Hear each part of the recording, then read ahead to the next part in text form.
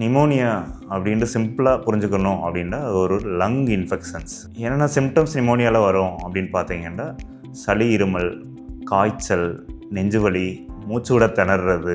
நிமோனியாவை diagnose பண்ணுறதுக்கு என்னென்ன test வேலை மேலே இருக்குது அப்படின்னு பார்த்தீங்கன்னா எக்ஸ்ரே, சிடி ஸ்கேன் பண்ணுறது மூலமாக நிமோனியா எந்த அளவுக்கு பாதிப்பு இருக்குது அப்படின்னு தெரிஞ்சுக்கலாம். ட்ரீட் பண்ணுறதுக்கு என்னென்ன வசதி இருக்குது அப்படின்னு பார்த்தீங்கன்னா ஆக்சிஜன் சப்ளை கண்டினியூஸாக இருக்கிறது, வெண்டிலேட்டர் சப்போர்ட்டு, ஐசியூ கேரு, எக்மோண்டு நீவோ ட்ரீட்மெண்ட் நம்ம இதில் இருக்குது.